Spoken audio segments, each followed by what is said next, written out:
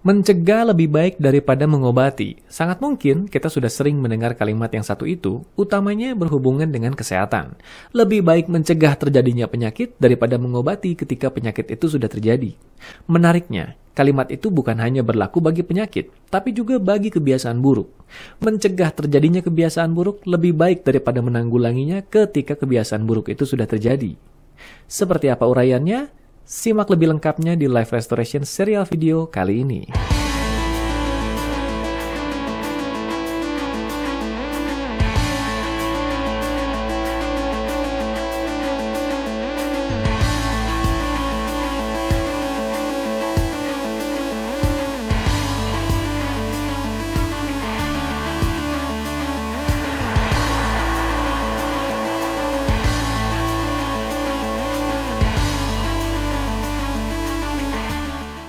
Halo para sahabat sekalian dimanapun Anda berada, kembali berjumpa bersama saya Auguskan Nalendra di Life Restoration serial video yang seperti biasa hadir membersamai Anda di setiap akhir minggu menyajikan berbagai inspirasi terkini seputar restorasi kehidupan dan transformasi diri, termasuk yang akan kita bahas di episode kali ini seputar mencegah kebiasaan buruk daripada menanggulanginya. Yes, jika bisa dicegah, lebih baik dicegah daripada sudah terjadi menanggulanginya repot lagi nanti. Jadi, mari sama-sama kita pelajari bagaimana cara mencegah terjadinya kebiasaan buruk ini daripada menanggulanginya kalau sudah terjadi dan bahkan berlarut-larut. Tapi sebelum melanjutkan bahasan kita lebih jauh, tentunya seperti biasa, saya ingin mengajak Anda untuk like dulu video ini untuk membantu YouTube lebih banyak menyebarkan isi dan manfaat dari video ini pada lebih banyak kalangan di luar sana. Subscribe juga YouTube channel ini, Auguskan Nalendra, kalau Anda belum subscribe. Dan pastikan aktifkan lonceng notifikasi, sehingga nantinya setiap kali saya mengunggah berbagai konten inspiratif terbaru di YouTube channel ini, Anda bisa menjadi salah satu dari mereka yang pertama kali mendapatkan notifikasinya. Sebagai seorang coach dan juga hipnoterapis, salah satu pertanyaan yang sering kali saya dapatkan dari para klien saya adalah, "Coach, hipnoterapi itu bisa digunakan untuk apa saja?" Dan jawaban saya selalu sederhana, hipnoterapi baik digunakan untuk menangani masalah emosi, perilaku, dan psikosomatis. Nah, membicarakan masalah perilaku ini, salah satunya yaitu kebiasaan buruk. Yes, bukan hanya saya, silakan tanya para hipnoterapis lain yang Anda kenal. Sangat mungkin kebiasaan buruk menjadi salah satu keluhan yang banyak diungkapkan para klien untuk dibantu ditanggulangi karena kebiasaan itu sudah sedemikian mengganggu produktivitas dan efektivitas hidup mereka. Berita baiknya, memang hipnoterapi bisa digunakan untuk membantu mengatasi berbagai kebiasaan buruk tersebut. Tapi bukankah akan lebih baik kalau kebiasaan buruk itu dicegah sebelum terjadi daripada kita menunggu ia terjadi dan nanti baru berlarut-larut menanggulanginya? Kenapa dikatakan sebagai berlarut-larut? Karena dalam kebanyakan kasus, seseorang datang dan meminta bantuan untuk ditangani kebiasaan buruknya adalah ketika mereka sudah sampai di titik di mana mereka sudah tidak bisa lagi menghentikan kebiasaan buruknya itu. Dari sejak awal kebiasaan buruk itu tercipta, kebiasaan buruk itu masih dipelihara sampai kemudian ia terus meningkat dan sampai di titik di mana mereka sudah tidak kuasa untuk mengendalikan diri. Di titik ini, mereka biasanya mencoba untuk mengendalikan atau menghentikan kebiasaan buruk itu. Tapi apa daya? Daya dari kebiasaan buruk ini sudah sedemikian kuatnya, sehingga ada banyak waktu, tenaga, dan biaya yang mereka keluarkan berlarut-larut, tapi tidak ada perubahan yang signifikan darinya. Jika demikian, diibaratkan bola salju, bukankah akan lebih baik jika bola salju ini kita hentikan ketika ia masih kecil sebelum ia menggelinding menjadi bola salju besar yang sulit tertahankan? Dengan kata lain, lebih baik mencegah daripada mengobati. Dan itulah yang akan kita bahas di episode kali ini. Ilustrasi bola salju tadi menjadi sebuah ilustrasi yang seringkali saya gunakan untuk menggambarkan bagaimana sebuah kebiasaan buruk tercipta. Ada sebuah titik di mana sebuah kebiasaan buruk yang diibaratkan bola salju kecil yang ada di puncak bukit. Ia masih kecil, namun ia menggelinding menuju sebuah lereng. Dalam perjalanannya menggelinding ini, ia membesar, dan lama-lama ia menjadi sebuah bola salju besar yang tidak tertahankan. Begitu juga dalam kasus kebiasaan buruk, ada sebuah titik di mana kebiasaan buruk bermula dan dibiarkan, sampai ia kemudian terpelihara terus-menerus dan ia terus makin membesar menjadi sebuah daya mekanisme otomatis yang tidak bisa dihentikan. Dengan kata lain, di mana letak asal muasal dari sebuah kebiasaan buruk? Pembiaran. Yes, satu kata sederhana itulah yang mewakili bagaimana proses sebuah kebiasaan buruk tercipta. Dari satu titik aktivitas kecil yang mungkin saja negatif untuk dilakukan, tapi belum menjadi sebuah kebiasaan. Aktivitas ini dibiarkan, dan ketika ia muncul, ia diabaikan. Sampai lama-lama, ia menjadi sebuah cara dan menjadi respon otomatis. Saat itulah pembiaran ini menjadi sebuah kebiasaan. Perlu kita pahami satu hal, pikiran bawah sadar beroperasi berdasarkan kebiasaan. Bukan soal baik dan buruk, melainkan soal kebiasaan. Apa yang biasa dilakukannya, meskipun itu buruk sekalipun, tapi sudah terlanjur dibiasakan, maka itu dianggap sebagai suatu hal yang wajar, suatu bagian dari aktivitas sehari-hari. Satu ilustrasi lain lagi kali ini, tapi ilustrasi ini kali ini digunakan untuk menggambarkan sebuah pembiaran. Bayangkan kacamata. Yes, seperti kacamata yang saya kenakan ini. Bayangkan seseorang mengenakan kacamata, dan kacamata ini di kemudian hari retak, sehingga penglihatan kita terganggu untuk bisa memandang tembus dari kacamata ini. Ada sesuatu yang menghalangi penglihatan kita. Hal ini tentunya menimbulkan ketidaknyamanan. Betul? Setidaknya itulah yang saya alami. Tapi menariknya, ketika kacamata yang rusak ini kita biarkan, kita membiasakan diri dengan melihat dengan keterbatasan yang ada di balik kacamata ini meskipun ia retak, kecuali retaknya sudah parah sekali.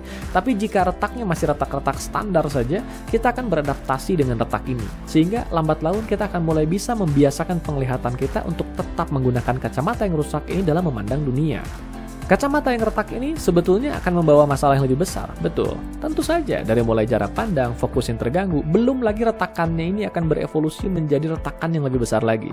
Tapi demikianlah, karena kita terlanjur membiasakan retakan ini, dan kita membiasakan diri kita melihat di balik kacamata yang rusak ini, lambat laun kita sudah tidak sadar bahwa ternyata keretakan itu semakin membesar. Ketika tiba waktunya kaca ini retak dan pecah seutuhnya, barulah kita merasa panik, dan barulah kita mengupayakan sebuah perubahan.